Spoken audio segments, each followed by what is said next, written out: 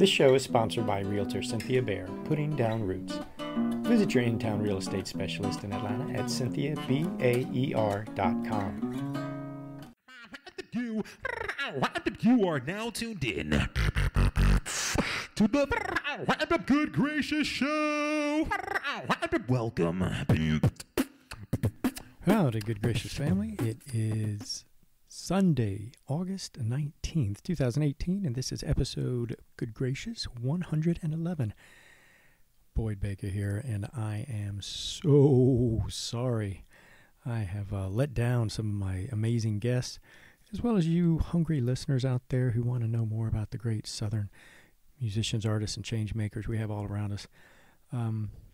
It's been a challenging few weeks, so I won't bore you with the details, but if you've ever had a root canal or ever had crowns done, or maybe your back's gone out at the same time that school began for your kids, you might have a little sense of what's gone on. But I feel like I'm back on the horse now, doing a lot of things with Good Gracious and a Wonder Shop that I want to tell you about on a separate little brief episode. But all the while, I've been getting some amazing stories together and also planning for Saturday, September 8th. So some of you have been asking, when's the next live show? It is Saturday, September 8th.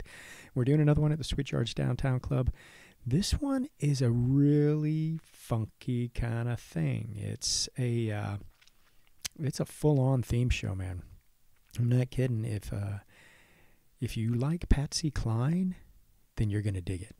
If you hate Patsy Cline, well, I question you as a wonderful human being. But I will say everybody gets their choices. But this is going to be a Patsy Cline birthday party as well as strong Southern women shows. So for this whole show, it's going to be all about strong Southern women and amazing female acts, as well as a little tip of the hat to Patsy Cline, because it would have been her, I believe, 86th birthday on September 8th. So if you want to come, love to see it. We've got amazing musicians. Kashona Armstrong coming from Nashville, Tennessee. Really beautiful singer. We got Critical Crop Top, a sketch crew here in Atlanta. Nikki Salcedo is an amazing writer. And, I'll tell you about the rest at the end of the show. But you can get your tickets at goodgracioushow.com. Otherwise, on this episode, I sat down with David Franklin, a musician who has paid his dues and then some and played all over. Many years ago, you may remember a band called Hollyfaith, and that was part of David's work. So he's been doing his solo work for a good while now, and he's got a lot to say about how he likes to make records and what he's got coming up. As well, I sat down with Lydia Mays, who runs a group called See Beautiful. It's an organization, really, that does just that. Tries to remind us to see beautiful in everything we do. So they've got a website that connects some incredible creators who do things that make the world a better place. And they've also kind of branched into creating clubs of sorts in schools where can try to pass along try to be positive and see beautiful in the world. So I'll let her describe it, but it's some really amazing stuff that, can change a life. So I hope you enjoy. I'm Dave Franklin. I used to be David Franklin, but I don't know. There was nobody on iTunes, Dave Franklin. There were a lot of David Franklins. So now I'm Dave for some reason. Probably upsets the parents, but otherwise it'll be all right. I can't get used to it. Yeah. I play guitar and write songs and play them in my kitchen mostly and play out every once in a while. And how long you been playing, Dave? Have I been playing guitar? 40 years? 30, 35 years? I don't know, since I was a little kid. You almost got it. And I had a hard time learning other people's songs. I couldn't sing them, so I just, decided to start writing my own and I love doing it. That's awesome. Yeah. Did you start as a young boy, play in high school bands, and do all that, or? Yeah, my dad bought me a cheap guitar from the Air Force BX. Brought it home and sat around listening to his Chet Atkins records, Charlie Pride, and all that kind of old country stuff. That's what he listened to. I didn't know who the Beatles were, really, but he had a Chet Atkins record called Chet Atkins Picks on the Beatles. So that's how I knew the melodies. Then you thought they were all Chet Atkins songs. Pretty much, yeah. I did the same thing. I saw Dream Police tour, and they did a cover of the Beatles. I was like, that's who sings that. I was more aware of the Monkees than the Beatles because of TV. So the Partridge Family Band, the Monkees, that's the way it was. Where'd you grow up? Where? Earth. You just traveled around? Air Force, man. Wherever they sent us. Lived in England till I was born in the States, but I didn't know anything about it because I pretty much grew up in England till I was about 9. Then went to California, and then like the high school years was Florida, on the Gulf Coast down there. So then you just kind of stayed in this realm, or did you? I moved to Atlanta, man. It's like everybody who's a little different in Florida. Atlanta's the place to go. You got to go to Atlanta. So I came here in the about 87 or 88 for music. Just for music. Starting a band. Did you come by yourself? Just saying, I'm going to go find somebody. We had met these guys that were from Atlanta that were playing at a bar down there, and we were all like, "Let's start a band." It's like, we're coming to Atlanta. So myself and Kevin Morrison, who was the guitar player in Hollyfaith, which is my old band, he moved up. Then I think I moved up maybe a month later, and sleeping on floors, and we started a band, and it just took off somehow. I don't know how. We just started writing songs and just dedicated ourselves to it. Like, that's all we did. Yeah. And we hung out together. We played together. It was just like a little army. Yeah. Yeah. That's what you had to do, I guess. Well, and it was probably a good time too in Atlanta's growth. Yeah. Yeah. And you were there at the right time. Yeah. How long was Hollyfaith kind of your project? I guess we put out our first EP cassette thing in late '87, and then we got signed to Sony. Is it Sony? No, Epic Records, whatever that was. But that was back when you were supposed to get a record deal, and that was the goal, build up a local following, and then get a record deal, and we did that, and that lasted till about 2004. We toured all over the U.S. with Matthew Sweet, and played in Belgium and Amsterdam, all over England and Scotland. Did you ever think about leaving and moving somewhere else when you do all that touring? I always wonder, because I hear people come back with such glowing terms. They talk about, how Europeans love their music, or the Japanese or this, but they're big in Europe. Yeah, yeah, no, everybody's big in Europe. We didn't go to Japan. That would have been great. I've always wondered about that. England was crazy. Amsterdam, it was all Matthew Sweet's crowd. Nobody knew who we were. There was no internet. It was just. Right. It's like, what are we doing out here in Omaha, playing at a bowling alley? Something to do. The Rockin' Bowl, I think, was the name of it. Yeah. Well, we got free bowling. There you go. Yeah. It's not a bad thing. So then after Hollyfaith... Well, I was putting out my own little acoustic, folky kind of records. I put one out in the 90s at the same time. So after Hollyfaith broke up, I just kind of concentrated on my own stuff, Transitioned over. Yeah, I hooked up with Nelson Nolan here, and he joins me whenever he can, So how'd you guys meet there? Just playing around town? I think through Tommy Thompson. Yeah, Tommy Thompson, musician here in Atlanta, real talented guy, and it was funny. I was living we drove on the way over here. We drove past my old house on Briarcliff Place, and it was four houses down from the front door of Blind Willie's. I lived there for about 3 years, and it was a lot of fun. And so through that, like the Dark Horse was going. This would have been the early '90s. Hollyfaith was still playing, and really loved going to see them and Tommy, and got to know a lot of the people that play music around here with like Dave, and he hung out with a lot of the guys like Kevin Kenny, and that's when they were really local, and this was their neighborhood. This was the neighborhood, and so I got to meet a lot of great players, and eventually, next thing you know, pick up gigs here and there, and and playing a lot of music with Dave the last couple of years. Feel very lucky to do so. On the top shelf, it's pretty nice up there. I love having you along. It's awesome. Thanks, boss. You know, I said Hollyfaith went till 2004. It was actually, I missed about 10 years. It was 94. Yeah. Yeah. Because after that, I hooked up with my friends, some good friends at Driving and Crying, and I started working for them and ended up playing with them some. I traveled with them for about 6 years, and then just doing my own stuff. But I, still see Kevin and Tim a lot. And yeah, they seem to kind of they work blossom so back hard, up man. again. It's like they never went anywhere. They work so hard. Oh my God. Yeah. Yeah. That's crazy. And Tim produced Dave's record. Yeah, my last record, Tim Nielsen was kind enough to come in and help produce it, or he did produce it. Yeah. On my limited budget, so he didn't have much to what he could work with. We had some good players. It was a lot of fun. Yeah, it was a good record.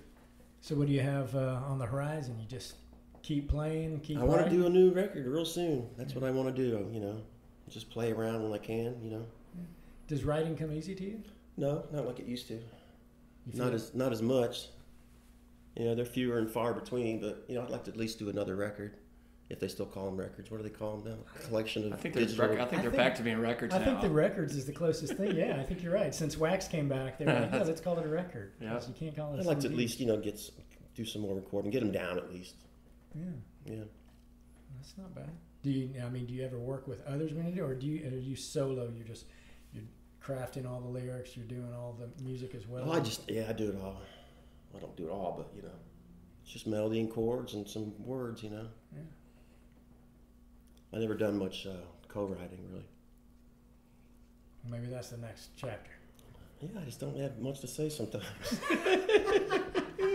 Or honestly, That's all right. yeah. That's why you got Nelson around. You know? Put some words together that kind of sound cool.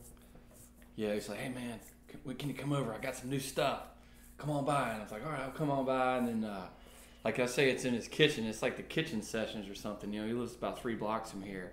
He'll say, all right, just tell me what you think. And there's just like, he'll play something and it's like, dude, it's amazing. It's like, what do you think? Why aren't you saying anything? It's like, because my jaw's dropping.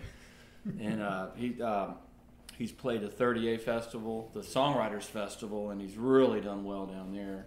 He won't brag on himself as much as he should, so I will. But he's played, you've done that three times, probably? I think 4 times. I think I missed a year, but I think 4. I don't know, maybe 3 or 4.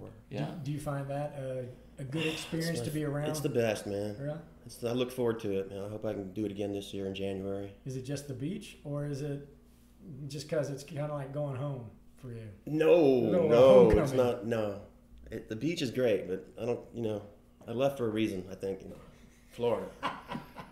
The beach is They cool. know you by another name down there, don't they? It's not. Yeah, I'm glad I had to leave. Let's put it that way.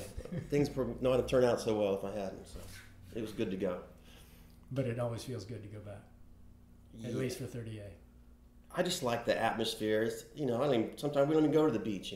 It's there, but it's just the atmosphere, the music. I mean, a lot of people a playing. lot of friends. A lot of people and camaraderie. Figuring out where you're going to play and how you're going to get where you're going to go, and all these. There's so many venues. Yeah, and they mix up writers. We played a gig with Bradley Smith. He was there, and then Edie Carey. Remember her from Colorado? She was awesome. So the promoters will put different. It's like a writers in the round kind of thing, and there's improvisation, impromptu jams, and a lot of fun. Remember we played with Dina Carter? Remember that? Yeah, that was great. Good. Yeah. Strawberry Wine. Remember that song? Yeah. People were going nuts, man. It was so good. And he was right there, and she loved his music, and it was pretty cool. That's cool. It's like a camp. It's like camp for musicians. Like once a year, everybody gets together. All these people. It's a lot of fun. That's right. Well, if somebody wants to catch you playing live, what's the best way? Or if they want to get some of your music, how should they find that? Spotify. I'm on iTunes. Dave Franklin or Dave Franklin on Facebook. Mostly through the Facebook. Yeah. Ugh. Speaking like an old man. Come on now. The Facebook. The Facebook. Exactly. That's the signal right there. Well, you can't put up, we used to put up flyers on telephone poles, but that doesn't seem to It's not very digital, is it? Yeah. No. Still doing it, though. People are still Yeah. doing it, just not as many. That's In Hollyfaith, we were the kings of the telephone pole flyers, man. We destroyed the town with those things, all down one A road lot of drive. staples, man. Gosh. Yeah, we all had the industrial staplers.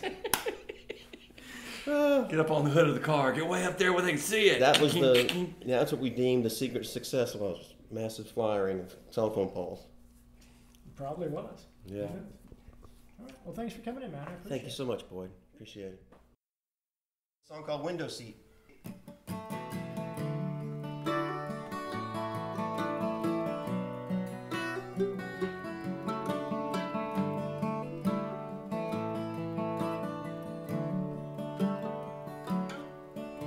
Well, Kansas City waiting for me.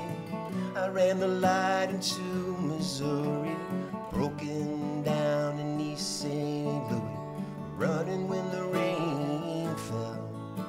I caught a ride into Nebraska, one more chance I had to ask. Her heart was beating so much faster when the rain fell. I got a ticket for a window seat. I'm walking through this world with my eyes 3 feet in front of my feet.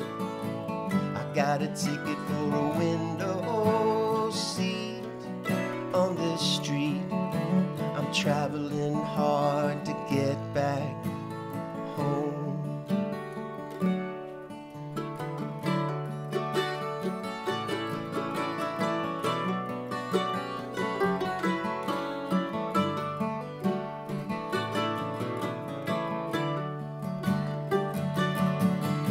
But here we go, right in time. Never gonna change it, never gonna try. I'll see you tomorrow in the back of my mind. I'll be driving, stopping short of crying. Here we go, right in time. Never gonna change it, we're never gonna try. I'll see you tomorrow in the back of my mind. I'll be driving, stopping short of crying.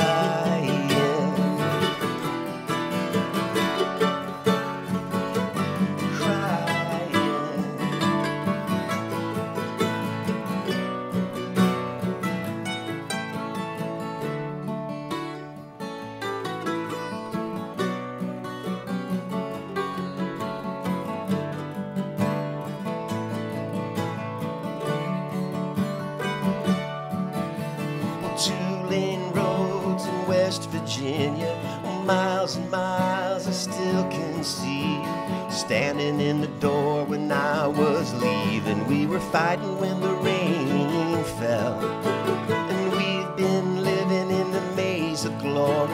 You caught me in the middle of, I said I'm sorry. I owe love and so much money. The rain fell. I got a ticket for a window seat. Well, I'm walking through this world with my eyes 3 feet in front of my feet.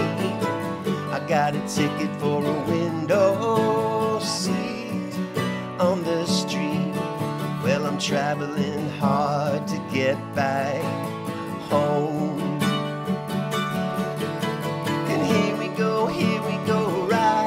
Time.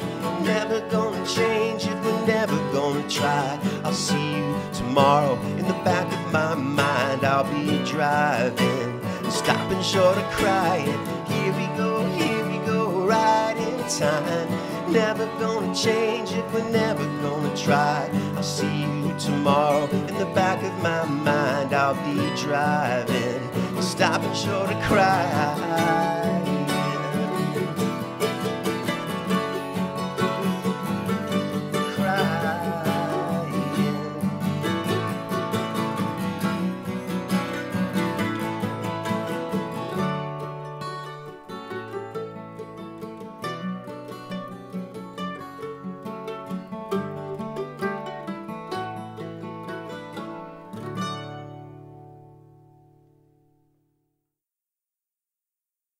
I am Lydia Mays, and I run a company called See Beautiful. And how long have you been doing that? And what is See Beautiful, other than a really cool kind of phrase? Thank you. So, See Beautiful is a philanthropic company. So, we fund sustainable projects internationally. I have been doing this for about 8 years, but it started out as a glorified blog.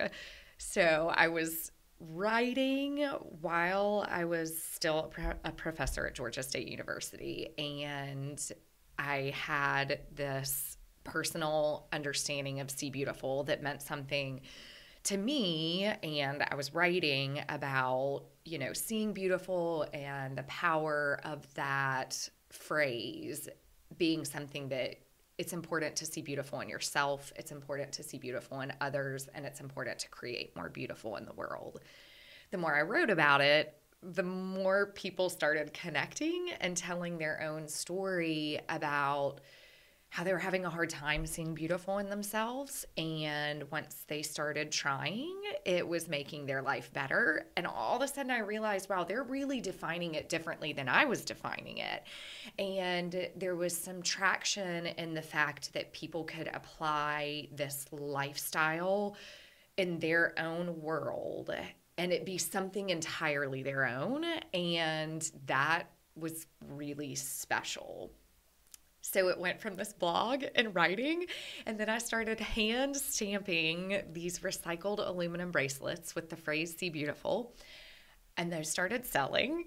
And I realized that part of seeing beautiful is creating beautiful. And so we worked to figure out how, as a business, we could create more beautiful in the world. So who's we? When you say we there, what is that? Well, it was myself and my incredibly supportive husband. In the very beginning, I had no understanding of hand stamping jewelry, but you're teaching yourself and learning this. Now I have an amazing woman who's a giving coordinator for us. I have an education coordinator, because See Beautiful has bloomed into this incredible space where we have over 600 kids nationwide, most of them here in Atlanta, who are in See Beautiful clubs, which So you started clubs? How did this happen? It was incredible. I had several of my former students from the university who were teachers reaching out to me saying, I have kids who are struggling with self-image and self-confidence, and we're also experiencing this kind of bully environment in our school. And so they would say, for me as an adult, See Beautiful has made a difference. I want this to happen with my kids in classrooms. And so we got together and we said, well, what would a See Beautiful club look like? And we started planning, and we piloted one school 4 years ago for an entire school year, and it was incredible. And the kids asked to be in the club the following year. And so we went from 1 club to 5 clubs to 14 clubs to 25 clubs. And it's fascinating because every club operates entirely differently. Is it kid driven? Is it kind of student led? Yes. So it is very important that we are listening to what the kids want to do. So that could be a club that's all girls and it's really focused on self-confidence and self-image. Or it could be that it's a group of 3rd, 4th, and 5th graders, and they're really passionate about community service and creating more beautiful in the world. And so we create lessons. I mean, we have award-winning professors who lead clubs at schools here, and I'm constantly mind blown that people donate their own time to do this, and that I can be any kind of support to them is fascinating. But it's been very interesting because we've had some big organizations reach out to us and say, we would like a See Beautiful curriculum. And we have had to say no, because we cannot package what we do. We listen to the kids and what they want, we listen to their strengths and their needs and their interests, and that's how we build our clubs. And I think that's what makes them so special, and that the authenticity of seeing beautiful and creating beautiful stays where they love. If I tried to put that down on a piece of paper and offer it to a group of kids and push in, it wouldn't work the way that we listen to kids talk about how it works now. So the clubs, that was an offshoot. That probably wasn't your original intent, right? That just never on the radar. Never part of a business plan. What did you, when you did see, or what other aspects to See Beautiful, come into play here? Well, I will say first, it's so obvious now looking back. Oh, yeah, hindsight. Isn't it amazing how clear it can be? I was why didn't I see that? Of course. And of course, when you think about my passion for wanting more people to see beautiful in themselves and to see beautiful in others and to create more beautiful in the world. As adults, somewhere along the way we lose that. Somewhere along the way we start we get jaded ourselves. A little bit. Yeah. But it's kind of this piece of society that asks us to do that, and we fall in line with this. And so when we started looking at kids, well, the youngest kids see beautiful in the best ways, they're running down the street and see a blade of grass and it's like, I love it, I want to take it home. As adults, we're on our cell phones and never notice the grass at all. And so it was this obvious piece that is now necessary and probably the most life-giving of See Beautiful, but it's been special in terms of the kind of this focus on youth has led us into some amazing communities here in Atlanta where we lead a See Beautiful club with youth at Covenant House every 2 weeks. So now we're working with youth who are experiencing homelessness who are 18 to 21, many of whom have aged out of the foster care system and are getting amazing support from Covenant House, but we kind of get to breathe life into there. So locally, that's something really special we get to do, but then we also, as projects we fund through our sales, we've made incredible connections in Rwanda and the Congo. So we work with 70 kids in Congo at a place called the New Hope Center. And all of the kids who attend have either seen one or both of their parents be murdered. And so they come to the New Hope Center and they move through play therapy and art therapy to help them grieve and to help them honor hope, and that hope is real in their lives. And it is so special that we get to support 70 of the children. So we make sure that they go to school every month. It costs $5 for them to go to school every month, and without family there to provide that funding, they wouldn't have access. And so you help fund basically these kids going to school. Yes. How did you connect though with Africa from Atlanta? Yeah. So it's a great question, and specifically Congo in general. So I don't often talk about this. So if you feel like we shouldn't. No. Okay.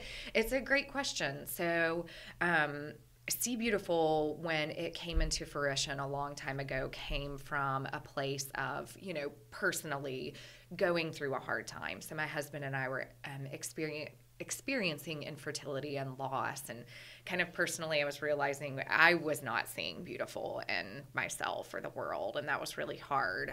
So that's where See Beautiful started. And then a few years into See Beautiful, we went through an adoption process and learned a lot about Congo.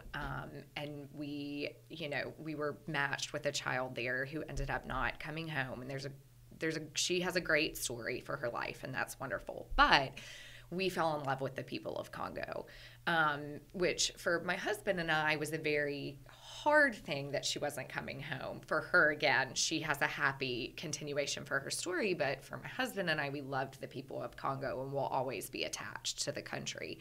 And so we looked at how we could further invest in the country and found the New Hope Center and learned about the incredible work that they do. And they were trained by the Dougie Center in Portland, Oregon.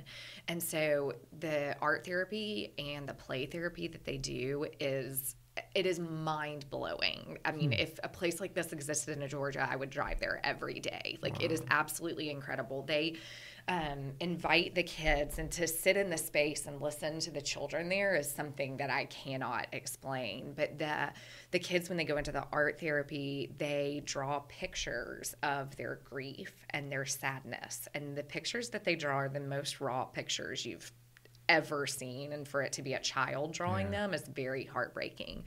But then in that same vein, and they draw the pictures to honor that grief, you can let go of grief. And then as they move through the art therapy, they start drawing pictures of their hopes and dreams. And they do that because putting it down on paper also makes it real, right, that these do exist and that they are special and valid, and it's important to have them. And then the older youth at New Hope actually turn the hopes and dreams of the kids from the paper into beads. And so we sell, I mean, and this is an example of a bracelet I'm wearing, and then we get to sell the beads and the bracelets. And again, for everyone we sell, it's another child we get to keep in school for another month. So it is a mind-blowing space. And you often think about Congo and it being one of the, poorest countries and arguably the most conflict-ridden currently. It is a place where children probably see more beautiful than anywhere else I've ever experienced. So, in terms of living in a space of inviting people to see beautiful, I will say that the more you do it in life, the more you have opportunities to kind of see it play out, and you're invited to create more beautiful in those spaces too. So that's a little backstory about that's huge. But okay, so if somebody says see beautiful and they see the website, it's I'm afraid it goes down so many different little rabbit holes on some level. Yes. So is selling items that are made helping fund the programs that you do and to keep the school programs going, or are there other programs too that you've got? Great question. So we've learned a lot over the years, and we're actually in maybe the most exciting time. So when we started, we would fund one nonprofit a month with our sales, and it was great, but we realized we weren't really investing in that nonprofit. We want to have a relationship with our nonprofits. And we realized for our community, it was a little bit confusing too, because one month we'd be talking about a dog rescue, and the next month we were talking about Kula Project in Rwanda and the amazing work. So we were kind of really bouncing. Yes, with our, community. And so then we shifted and we said, okay, we're going to take on a lot of different projects. And as people shop with us, they can choose the different nonprofit that they want to support, which again, sometimes somebody just wants a t-shirt. Right, yeah. They don't care, it's really. like, this is too many choices for me. And so we were finding that so many people, one of the choices that they could check out was, I don't care, I think they're great, put it wherever. Well, and that's where 95% of the people who were shopping with us would choose. And so then we realized, you know what, there are a lot of amazing nonprofits out there doing sustainable work. Let's let them apply for a grant from us. And then when we have sales, it all goes into a bucket, and we make sure we fund these different projects. So all of the projects now that nonprofits apply for are vetted to make sure that they have a component of equity and justice and inclusion and diversity, but that there's a sustainable way they're creating more beautiful. And so we then share those with our community through blog posts that the nonprofits write, but we also now have 15 different giving consultants who are constantly reviewing these grant applications for us, and then we're funding them quarterly and telling our community about them. So it's more of a celebration model instead of a, hey, you're coming to shop with us, now you get to choose when you just want a t-shirt, It's this idea that you constantly know that your purchase is creating more beautiful in the world.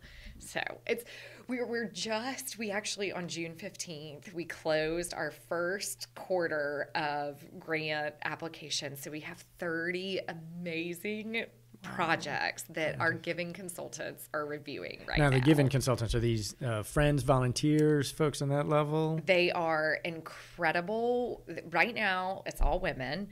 And who are incredible. They are. That doesn't diminish it. Oh my gosh, no. Not it. It makes it more special for me. But we have 15 incredible women, and they just range in the different capacities within which they give. So my giving coordinator and I started thinking about the most generous people we knew, and in very different capacities, in ways they serve, in ways they love, in ways they give. And it's so special to think about these women. They're nationwide, and range in all different kind of capacities within which they work, which is really special.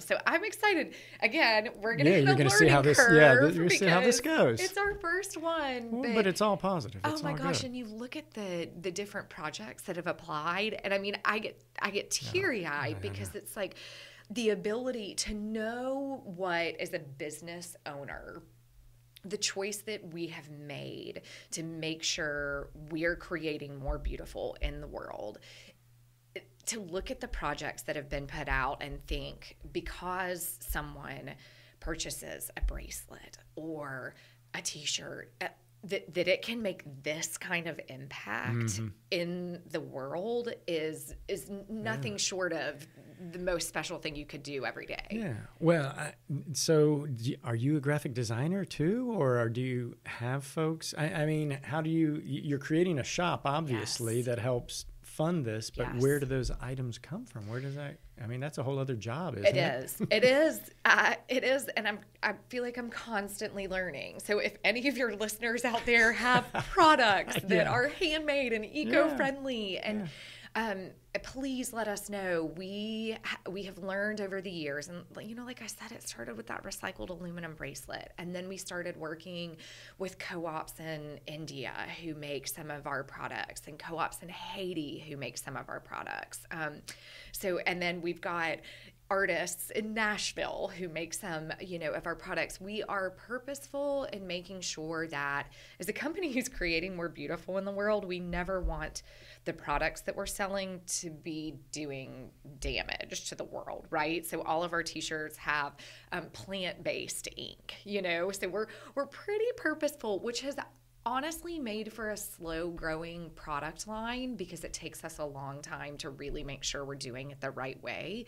But I also think it makes the products more special that get to, live in people's homes and, on people's bodies. So it's a slow-going process. Wow. I can't even imagine. I think I'm busy. But, you've got, you might have me trumped here just on the sheer volume and directions that you're going. So did you have this vision? When you started, did you say, you know what, I want to do something different. I want to do something that gives back somehow. So it's interesting. When I was at the university, I loved my job. I loved the people that I worked with and the students who I got to teach. But, there really was this space of kind of the public school system and the freedom with which I feel like we could empower the people that we're working with, both adults who are teachers and kids who are younger. And I was really running up against a wall with bureaucracy, and See Beautiful kind of looked like this space where we could be honest with society, but not only honest, we could also push back a little bit and make things happier and brighter and breathe love into the work we were doing. And so when I started it, yes, it was one part very personal because it was sort of a lifeline for me. And so I think when it began, here I am, the person who just quit my job with health insurance and assurance of a paycheck because On a personal level, I knew I needed it to be healthy. But then when other people started gravitating toward it and they were saying, hey, this is making me healthier too. Hey, this is changing the way I'm interacting with people. It changed the way I started dreaming about what See Beautiful could look like. I think that it was really the community who said, this is making a difference in my life. And so I realized I needed to start taking it a lot more seriously in terms of, could this be a lifestyle shift? You know, could this be real for a lot of people? And that is a really tricky space that you have to live in as a business owner, because it's this constant back and forth of, is it the numbers game? Is it changing everything for everyone? Or is one person's story about how it gave them hope and it let them walk out the door again enough? And sometimes that's enough, you know. And I think when you talk about being busy and talk about kind of the decision making that goes into this, it is never lost on me that sometimes that one story was enough. Yeah. You know, and it's like right now, the products that we have are okay. And honestly, it's through talking with other people like this that you have an artist who comes to you that says, I'd love to design this. You know, that you have someone who says, I know these amazing women in Congo who are also making these incredible bags. Would you love to sell them? And it's like, yes, you know, it's a different paced world coming from that paycheck, health insurance, you know, set hours, the expectation that you're always checking, you know. There's no guarantees where you are. Right. You know, you're always on a tightrope of sorts. Yeah, but it's like the most special tightrope It's you exciting. can ever walk. It's so exciting. Yeah. And you know, when you get up every morning with the intention of seeing beautiful, if you can hold on to that throughout the day, it makes every day pretty darn special, you know? Like every day's good. You're making this sound so easy that people are going to listen and go, yeah, I'm going to go be it too. I'm going to go. Well, hopefully they do, and they find a way, right? Yes. But yeah, it is it's still, you know, the funny thing is that you mention repeatedly the word business. Yeah. And a lot of people lose sight of that. Even, you know, artists and musicians, they don't realize that the creative prospect, the fun part of exploring and telling stories and things are awesome. But if you can't take care of the business, then the fun kind of goes away too. Right. So you have to find a way to parlay that. And that, I will say, having a good support system around you and a lot of people who have different mindsets has been a great lesson learned. You realize that for something to succeed, it should not be about you and cannot be about you. I've learned the most I have from my husband, and I would always pitch things to him. He has this incredible business mind, and we started realizing, you know, we need to set time for this. And so in the beginning, on Monday evenings, it was our set time. We would have a glass of wine, and I would say, here are things I'm thinking about for the week. And it would be, oh, this would be such a fun idea. This would be so great, you know. But to have like a very business-minded person poke holes in, okay, that's a great dream. Right. How does this sustain the good? Yeah. You know, and that is a very, very real question that, you know, I have to look at. I also get into, I want to fund it all. I want to give it all, you know, and there's the realization that that doesn't help you do this next year, you know, and so you have to be strategic. And as a business mindset, you also have to be strategic in that we donate $5 from every product we sell, which means you've got to make at least $5. and on some of our products we don't, which a business person from any school would say that math doesn't work. Like you're losing money after you've paid shipping and handling.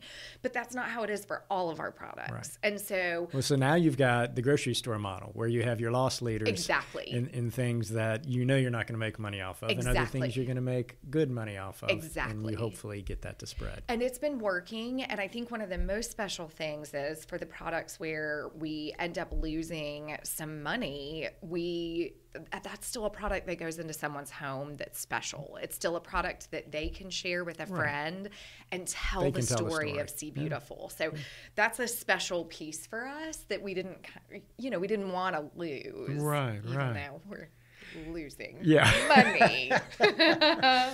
Well, so how many different artisans or groups do you have kind of represented through See Beautiful? Do you know? Goodness. I mean, I might have asked you a very detailed question. No, it's a question that I should know. You should know this. Yeah, I should you know that. it. That's why you're here. You should know this answer. Right. I mean, in terms of co-ops, we have a lot of women working for us. So I would say we probably have 6 to 8 different vendors, but within that kind of vendor model, they're incredible women who are do multiple things. And who talents. are making our things and working with us. So it's special. So what is the biggest roadblock you run into then with this? Obviously, you don't have a problem with positivity. You don't seem to have an issue with dreaming big. Right. Those seem to be pretty solid in your quiver. But what is the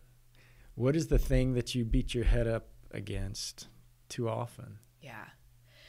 I think it gets really hardcore business, right? So I've taught myself how to build a website. I've taught myself how to do accounting.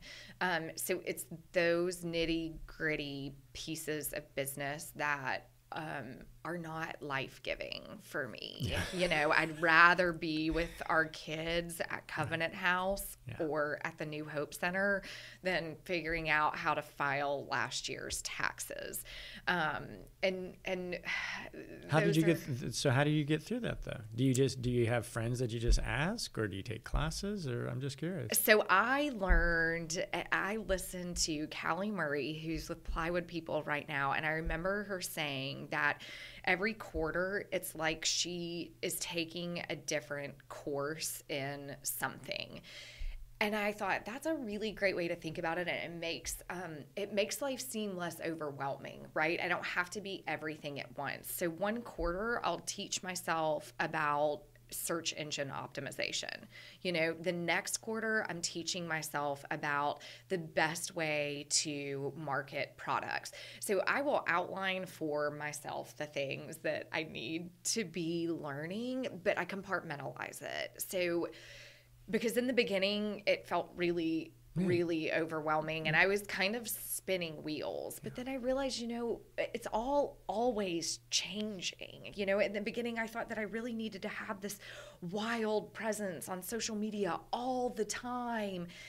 But then I was on my phone and my computer all the time. Saturday mornings I was committed to having to have a blog post out that was fresh and new, and I didn't know how to schedule blog posts. And so Saturday mornings, instead of my husband and I sitting and having this wonderful breakfast and listening to the birds, I was working. And you teach yourself, these seasons of what really is important for the business and what's not. And it has taken me years to get there. It's taken me years to say that the hardest part of business is the stuff that probably most people would say isn't the most.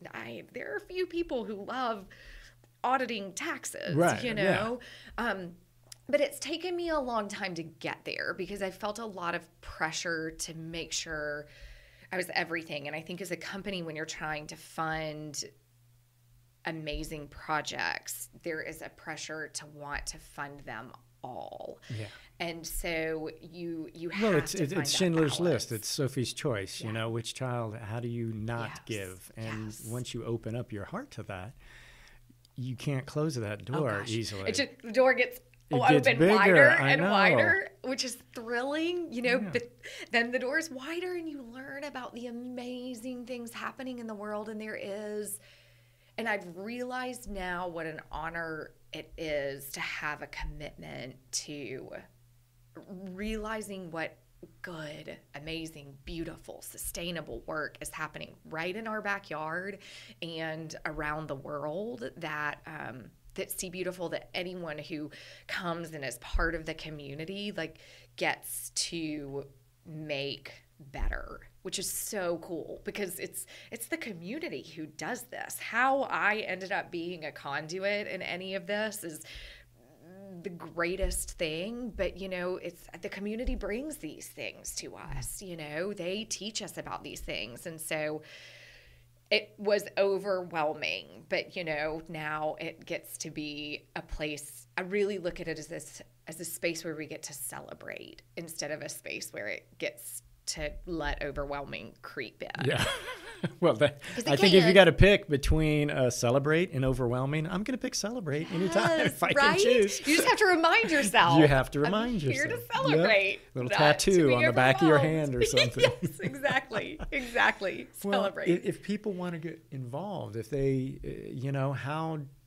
how do you engage if they're not an artisan or something on that level? How do you see people coming to See Beautiful in that way? Yes. So if you're excited about youth, I would invite anyone just to, if you want to learn more about our See Beautiful clubs, if you want to come with us to some of the schools where we go and engage with actually how we implement, strategically Seeing Beautiful. We always love to have people who can kind of play in those spaces of being a grown-up and being a kid.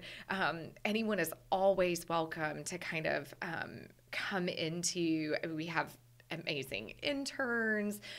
If you're really passionate about giving, we're always very interested in learning more about incredible people who would be interested in being one of our giving consultants. We did start very small since this is our first round because we knew there would be some celebratory growing pains, if you will. And so, we have been really strategic within this small group, but goodness, if you are listening and you're passionate about giving and you want to be part of that community who gets to make these incredible decisions, like please reach out to us. And you can do that through social media. You can do that on our website. We have a contact form. If you're listening and you have an idea for something that could make See Beautiful more love-filled, this is truly a community. So bring that to us. We are always learning. We are always open. And you're always looking for products and creatives or designers or somebody who might have something. Always. Yeah. All we know is that we are committed to seeing and creating more beautiful, and that is ever changing and growing. And it is the community who's doing that for us.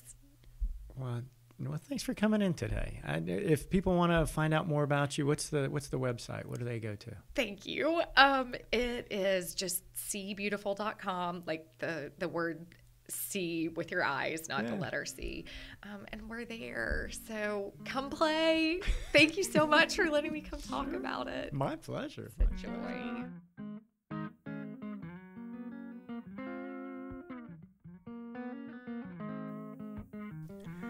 Well, that's it for another Good Gracious Show podcast. Hope you enjoyed it. As always, you can stream all of these from the web, goodgraciousshow.com. You can look through the 100+ episodes and hear all kinds of cool stories on folks that are making the South a better place. You can also find us on Facebook, Good Gracious Show, and at GG Show Atlanta on Twitter, and Good Gracious Show on Instagram. So check us out there. And like I said, next live show is Saturday, September 8th, 8 p.m. downtown Atlanta at the Switchyards Downtown Club, right by the Tabernacle. And a few more acts we're going to have there is a funny young comedian and a very talented writer too, who's got an Amazon show. Her name is Blair Erskine. We're going to have Lexi Street, who's a pop rocker here in town, doing some fancy finger work.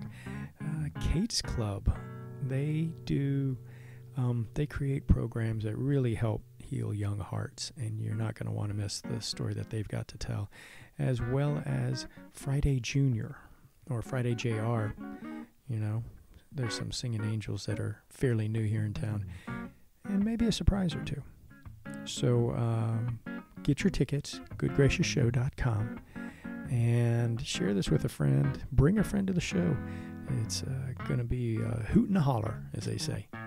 So until next time, be a good neighbor, hug someone, and we'll see you soon.